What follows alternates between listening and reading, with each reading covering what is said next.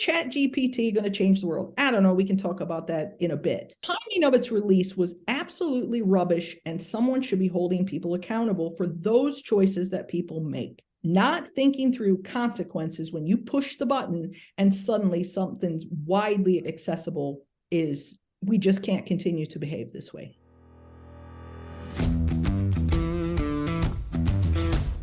Technology is transforming how we think, how we lead, and how we win.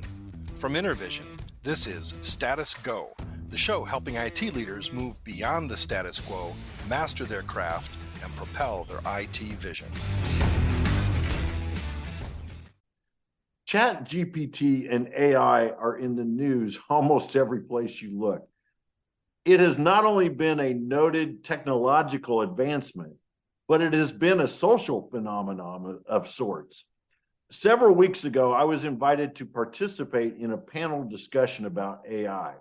The audience was a group of judges and attorneys from around the state of Indiana. Our guest today was one of my co-panelists, Angie Raymond. Angie is an associate professor at Indiana University, Go Hoosiers, Department of Business Law and Ethics. As we both geeked out on the potential of generative AI, we almost naturally fell into this point-counterpoint style discussion. But I don't want to use that as our intent today. We are going to talk about some of the legal implications of AI, at least some of the things that we should be considering as leaders, and especially technology leaders. So Angie, with that, welcome to Status Go. Thank you, Jeff. It's wonderful to be here, and thanks for the opportunity to chat with you. I also enjoyed the panel a lot. So thanks. It was a lot of fun, and we got into some great discussion, and the people in the room were joining in as well. So as listeners, if you want to join in on this conversation, be sure and comment either in LinkedIn or send a comment to the show. We would love to hear your thoughts on this. Before we really dive into AI, Angie, I'd love for you to share a little bit about your journey, your career journey, with our guests. I think knowing your background a little bit kind of helps set the stage. So tell us a little bit about how you got here today. Absolutely. So I'm like a lot of people. When you're a little bit older, you oftentimes don't just have this sort of straight sidewalk path to your career. So I actually started in psychology and sociology way back when. And so I actually was, for a considerable period of time, a mental health therapist. And during that, sort of a transition in that point in time, we were doing some program design around groups and individual therapy and stuff for a particular group of individuals. And as so many people in that area, unfortunately, you do sort of get burnt out. So I was looking for something different. And I went away to law school. And, just quite honestly, I've never looked back with that decision. So I sort of laugh and say, in another life, I was a mental health therapist, but I certainly draw upon that in so many different ways. And so I went off to law school and did all that type of stuff and discovered that there's just so many opportunities in the business world to bring over some of the skills as it relates to mental health and law and policy. And so I got just completely enamored with international commercial law, which was using tons of tech. Yeah, right. So these were the early adopters of e-commerce. I was at law, again, going to date myself, but that's when I was at law school and was fortunate enough to have a mentor who was doing all the e-commerce stuff. And that just, it sparked such an interest because, of course, as someone who's a therapist, you look at that and like, yeah, no, I can make that button really fancy. So you click on it a lot. Yeah. And so we end up with this sort of moment in time where I was just incredibly fortunate to bring those two worlds together, and have continued to just enjoy every day in this area over and over. What led you to teaching business law, business ethics? Sure. How did you go that path? Sure. I had always been a teacher type, which was, a bit interesting. When I went off to law school, I really never intended to truly practice law. I knew I was probably going to do policy or bring things together. And then you start teaching and you realize, wow, I as an individual can do one thing or maybe three things. Let's pretend like I have nothing but spare time and I can do five things. Or I can take a group of people who are ridiculously excited sometimes and just sort of spread the exposure and the experience and give them the ability to think through things. And especially when we started talking about technology and stuff, I pretty quickly realized, I should be a vote of one. I have an opinion, but we have to include more people in these conversations to decide how this should work and how it will be successful. And so teaching just sort of came naturally from that point. That's excellent. And so what's driving your passion and your excitement about AI? Oh, that's a great question. So I think it's an interesting moment in time, right? And I'm gonna be fortunate, right? I went through the e-commerce revolution where we were sort of like, ooh, we can have a button that you click. Look how easy we can make it, and it almost is like candy in the cereal aisle, which is done on purpose. For those of you who are parents. Those type of things are done on purpose. They're at the checkout, they're in the cereal aisle on purpose, as are used to be toys and things. Yeah. And so understanding that kind of stuff is super interesting. And then you start talking about technology and AI, and you're like, wow, did you know there are toys and candy in the cereal aisle on purpose? Do you know the colorful boxes are placed at the level of a child sitting in the cart? And so now we are able to do that just at such a wider reach. And so, but we have all the research, from the physical world. So moving into those conversations is just so cool. Yeah. And then you realize sooner or later, it's not going to, the AI is going to start maybe thinking against you. We'll see. So it's just fun. And ethics is just the way we frame those conversations, in my opinion. Right. It's a conversation about what should we be doing, which is an incredible oversimplification of ethics. So, hat tip to all the true ethicists in the world who I've just completely offended. But in terms of technology, that is the term we use when we're thinking about, design and what should be there. Yeah.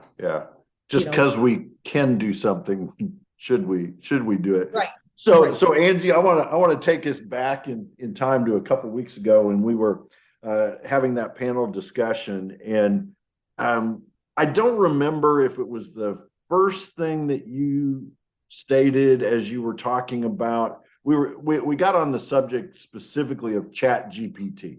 Right. So for our listeners, by now you're probably familiar with ChatGPT. It is a type of generative AI, conversational AI, still classified in that general category of general AI. But Angie, somewhere at the beginning of what you were talking about, you talked about the timing of its release. Right. And so can you take us back to that and just share your thoughts on the timing of the general release of ChatGPT 3? Sure. Well, so first, like so many people, this was a magical moment, right? Anyone who does technology, is immediately wanting to log in and play with this, right? So you do sort of have this magical moment, because I think a lot of us who've been doing tech for a while, we're both excited, but skeptical. Still skeptical, by the way, of some of the messaging that's used around it and the abilities that it's claimed. But what I was pushing on in that panel was, how we need to think a little bit better, in my opinion, of whether or not we regulate, or whether or not things like best practices and stuff will work in the tech industry.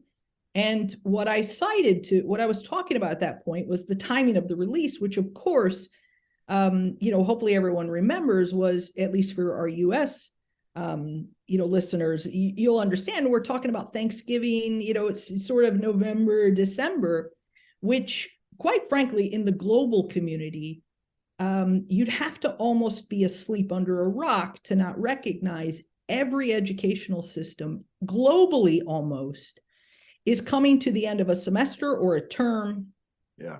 And releasing something like this that you can ask a question about, in 500 words, tell me about George Washington's first years in, and have it answer Yes. is absolutely, in my opinion, demonstration of the hubris of technology, right? Yeah. We have to releasing something like that on the world right before the end of the semester, when teachers from third grade all the way through university have designed a syllabus to progress someone to either take a short essay exam or write a short paper. And this is built for a period of time. And then all of a sudden you release something that can basically write the answer for you without any way of us recognizing that, hey, it makes up stuff. Hey, it cites made up things.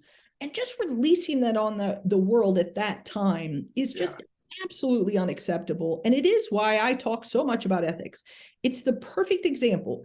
Is ChatGPT going to change the world? I don't know. We can talk about that in a bit. But the timing of its release was absolutely rubbish, and someone should be holding people accountable for those choices that people make. Not thinking through consequences when you push the button and suddenly something's widely accessible we just can't continue to behave this way. Well, and without any, I'll use the word controls, and I don't mean it in Big Brother-ish style, but without any controls or guidelines around it, right? Here you've got that's a heads up. Yeah, here's this third grade teacher that may never even heard of it. And all of a sudden she's reading essays from her third graders, that were written about George Washington by ChatGPT, right? I mean, it's crazy because you're just totally unprepared. Right. Absolutely. Absolutely. So is ChatGPT going to change the world? Let's go there. It's going to be an interesting conversation. So in some ways, maybe, right? I think as usual, we're going to have sort of the hype curve, and it's going to do all these things. I've already heard from my friends who truly do tech, which I don't. I do policy and governance, so like that. But the people who actually sit down and do some coding, turns out it's pretty doggone good at some of that stuff. If you want to talk about, changing the world, understand if I now we were already moving toward no code type movements, which was intriguing. Right. But now if you add this power to it, this is it going to change the world? It might open doors for a lot more people to have access to that type of behavior. In addition, it's going to change how we teach people how to engage with technology. There's pushes for a long period of time that everyone should learn how to code. Maybe not at all at this point. Right. And so what I'm hearing is the people who are better prepared to enter those environments now have a little bit of coding, but understand processes and engagement and things, which is a very different way of engaging with the development of technology. And so very quickly, somebody's, not me, gonna have to ramp up how we prepare, students and how we think about this completely. It's just, and that's just one small example, right? But I do think it's a really, really good example of, there are segments of this that will absolutely change the way we behave.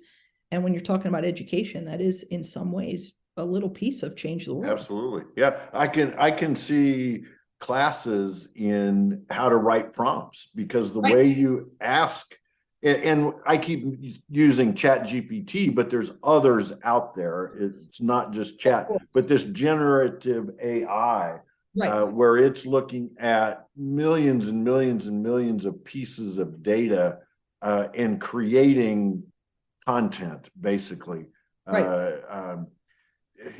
Classes in how to prompt it, because that you can guide it properly in I'll use the term conversation, and I'll use air quotes that our listeners can't see. You can guide it in a conversation, and it builds, right? It'll build on that. Exactly. So when you think about a lot of our listeners are in business, they're probably technology professionals, decision makers, a lot of them. What are some things that they need to be thinking about this generative AI and bringing it into the workplace? I think this may be a cautionary tale, so I'll do the cautionary side, and then we'll go super positive.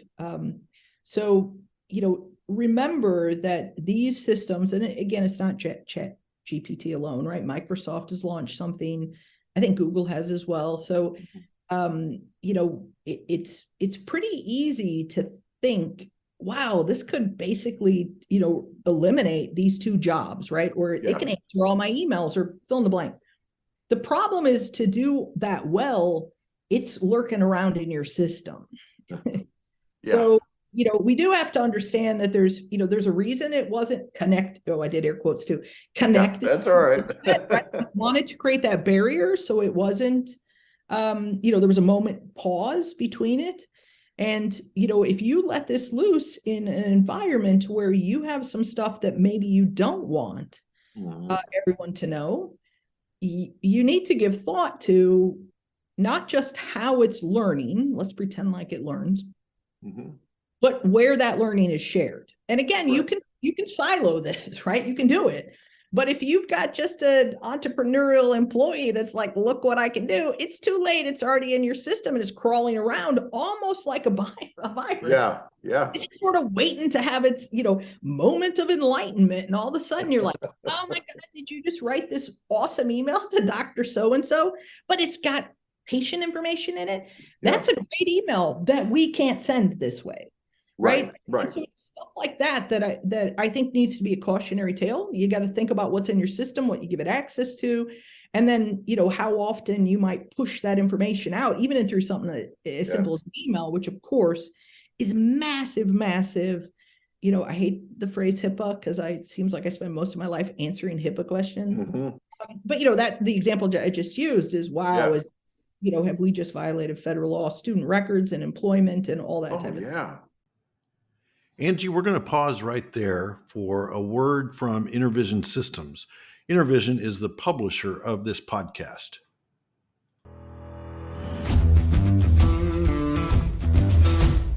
Unlock the power of more with Intervision Systems. We provide the cutting-edge technology and expert guidance you need to take your business to the next level. Don't settle for less. Choose Intervision Systems and discover what's possible. Contact us now to learn more.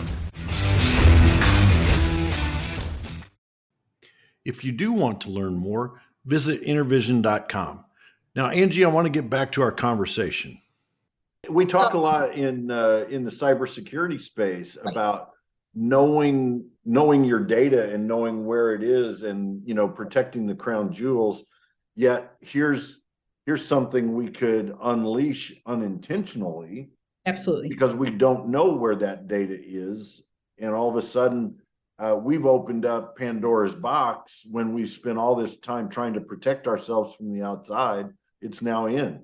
Right. That's right. And of course, we've already seen, a couple of instances pushed out in the news of this. It turns out, and my guess is, you have, well-educated tech people who are listening to this. So you're going to immediately tell me, yeah, we can silo this much better than that. We can do much better than that. Of course you can. That's the key, right? Yeah. Who's designing how you're going to use this? And if it's an entrepreneurial employee who's like, look, I'm tired of, writing these emails, I'm just going to automate it. That's the moment in time where you have to have the right people in the room having the conversations of how you do create, what it has access to, where that information can be pushed out and things like that. Because you could, through a prompt, you can feed it any information that you have access to as an employee, right? I can do a copy and paste from this file record and say, hey, write me an email that talks about this. That's right. Yeah, that's my understanding of it. And again, but you could silo it, right? You can create data that you're doing. And that's sort of the key. It's not just a cybersecurity issue. It's also, well, it didn't do that for me. Well, are you still connected to what I call the mothership, right? Are you training the larger system, or have you deployed something, in just your business environment? And now it's only going to be used on the data that you've given it permission to use, and only used in your environment. So you can also keep a bit of an eye on it as well, and all of that stuff. But people forget about this, right? it's hard, right? You get employees that are like, whoa, this is great, because I'm really sick of writing this email 35 times a day. I total respect. But the question is how to manage that. And luckily, I will say, I don't do cybersecurity in great detail, but I certainly have dear friends that do. Cybersecurity has grown up as a profession, thank goodness. Yes. And they know how to manage people, quite frankly, behaving in some ways that there are times where I'm like, I don't get it. At what point do we have an employee who's clicked on the link so many times that we just kick them off the island? They can't use right. And the cybersecurity professionals are always like, yeah, that's not how we function. That's not how I'm like, thank goodness you're a profession, because I am the type who's like, yeah, no more credentials. And so they'll be able to handle this. But of course, yet another, potential problem that's even more difficult to wrangle in than clicking on links, which hopefully we're getting better at. Right. So what about having to disclose that you've used it in business or in school, right? Hey, I used this, and I think back to I forget what school it was, but it was unfortunately after one of the school shootings, and they send the email out, and it was generated by ChatGPT. Do you think we'll get to the point where you've got to disclose that, hey, I used AI to do this work? So my personal opinion is this is just going to become part of the part of the way we engage with the world. It's I was laughing with a group of people, and I said, I'm one of those people who was in school when calculators that did it's like, and you had the faculty member or the teacher at the time who'd be like, no calculator. You got to know how to do this. And what are you going to carry around a calculator everywhere? It's my phone. Right.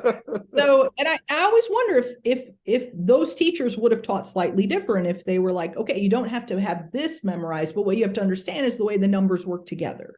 Yes. Right. Yes.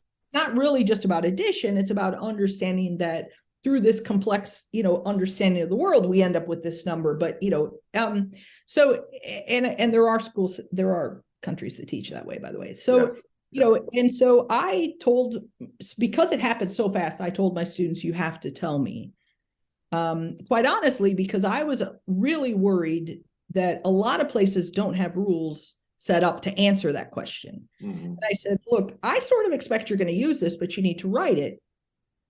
Because as I said, like here at IU, it doesn't clearly fall within the plagiarism policy, but it falls in the academic dishonesty policy. And this is a much bigger deal, right? So I have, as an instructor, I can take reaction to plagiarism. If I caught it, it's a couple paragraphs, I'm taking off some points, those type of things. Academic dishonesty is a massive thing. And it doesn't. So, and it applies to you not doing an academic, something that you submitted. And now that probably qualifies, right? So, it's interesting. So I told them, look, I actually expect you to use it. I was teaching an, digital ethics class. That's kind of ironic. Right. So I'm like, I'm disappointed if you're not thinking about how to use this, but in footnote number 1, you have to tell me, and by the way, you're responsible for all the citations and everything it writes.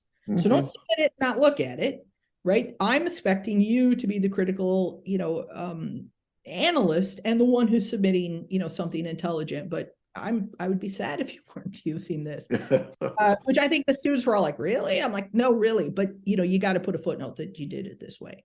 And I think that gets, but there's tons of people who aren't comfortable with that. And when I say it, even with my colleagues, they're like, really? And I'm like, yeah, calculator again. I'm up without this. And I'm like, still to this day, angry that I couldn't use a calculator. It's coming through. I feel the anger. Right? You're just sort of like, really? Because yes, I do. I wonder if they felt that way when the slide rule came out. Right? So we've dealt with new technology that, some people would call this transformative. I think it is going to change the way we engage with massive time barriers to us. I also think it'll be interesting. I mean, remember, there are a lot of people who have various types of disabilities that writing is not the easiest thing for them. Right.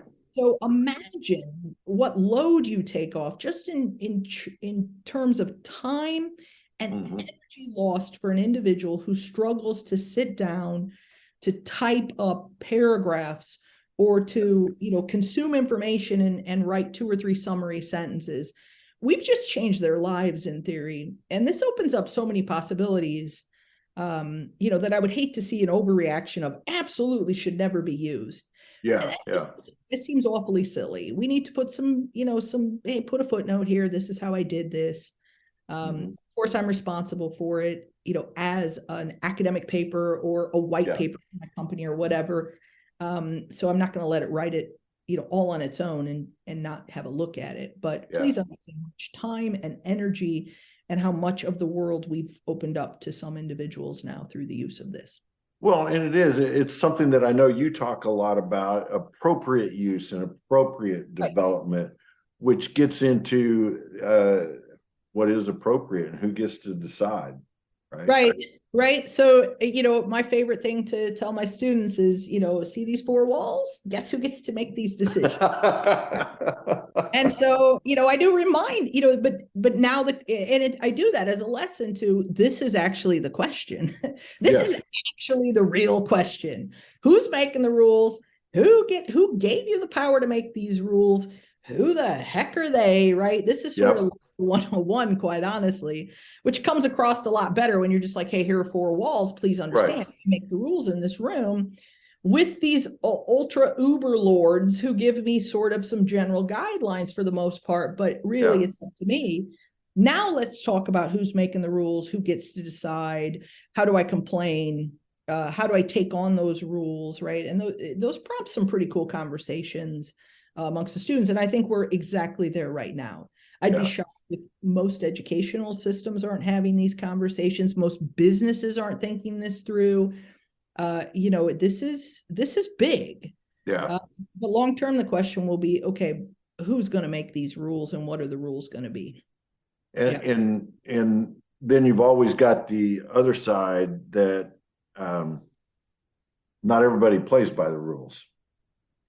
Yeah, so I'm a pretty big fan in not designing, policy and rules for the people who enjoy, finding the gaps and the loopholes of the rules. But yeah, I take your point, right? There is sort of that moment of what do we do? We certainly as educational institutions face that, right? We know, unfortunately, the numbers are pretty sad when it comes to how many students at least one time during their educational fill in the blank, high school, college, whatever, have cheated. We know these numbers are bad. And, one of the things I will say, since we're talking about this type of stuff, is do understand one of the things to mitigate, some of the cheating that occurs is to give thoughtfulness to the expectations we place on individuals, which includes time limitations and things like that. And just creating unrealistic expectations for how much an individual should be expected to do in a period of time. Having us better able to understand that, I think, lessens the load on individuals to have to, make every deadline. So that's sort of my pushback. But how am I ever going to, now I need to change the world. Can't we all nicer? Why do you all have this due on Friday? Of course someone's going to find the shortcut. I'm never sure why that surprises people. We've got lots of years of behavioral research that says, if this, I'm going to do my best. I love, in general, human beings do their best to try to accomplish what is expected of them. But you find shortcuts when you fall short. Well, Angie, I'd like you to drag out your crystal ball here and talk a little bit about where you see the future, and maybe if you, as you're thinking about that, 2 dimensions, the near future, so call it the next year, and then 3 or 4 years down the road. Where are we going with this? What do you see some of the potential and some of the conversations that we need to have? Yeah, so crystal ball, near crystal ball I think we're in for a period of great uncertainty, which, again, mental health therapists really concerns me. We're already coming out of a time where we were experiencing great uncertainty, and now having this level of new uncertainty is just really, trauma inducing, quite frankly. Depending on what your job is, right? Depending on, oh my gosh, do I have to, figure this out this fast? By the way, I already had to put my classroom online, a short time ago, right? So that I actually do really worry about that in some professions, is the number of sort of times we expose people to great uncertainty. Right. What's the good side on it? Uncertainty oftentimes produces change, right? Yeah. And that moment where you just sort of decide to either give up or do the bootstrap thing, which is not the world's greatest way to say it, but it works. That moment is also oftentimes just this catalyst for something that could be incredible. And I think in the near future, we are going to see this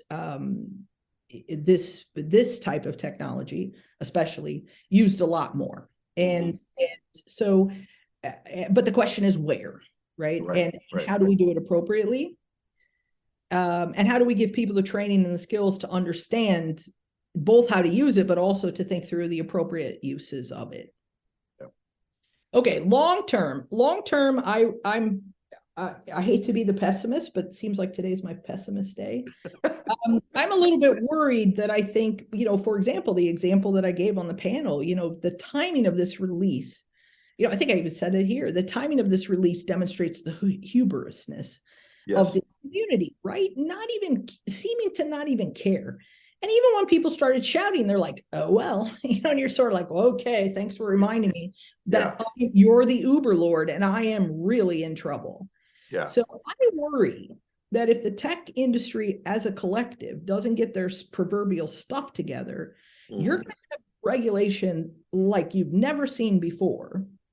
And that's not going to help anyone. I mean, I like the fact that technology industry can be entrepreneurial and come up with brilliant things. And the White House, was it today or yesterday, pushed out something that maybe all of these should be examined and, before they get released, if they're impactful. And I'm like, my $20 says they would not have thought of ChatGPT as being impactful.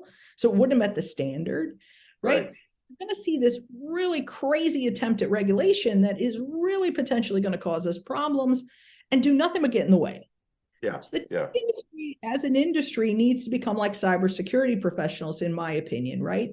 They embrace the responsibility as a profession to behave in a professional way, and they all agree to do it. And it's sort of frightening how well it works. I mean, you talk to the security individuals at your organization, and they will probably tell you, yes, I could see where you're logging in from and stuff. I do that to ensure it's secured and nothing else. And their commitment to understanding the importance of infrastructure as a security measure and keeping the trains running, as they say, and all that type of stuff without being snoopy bums.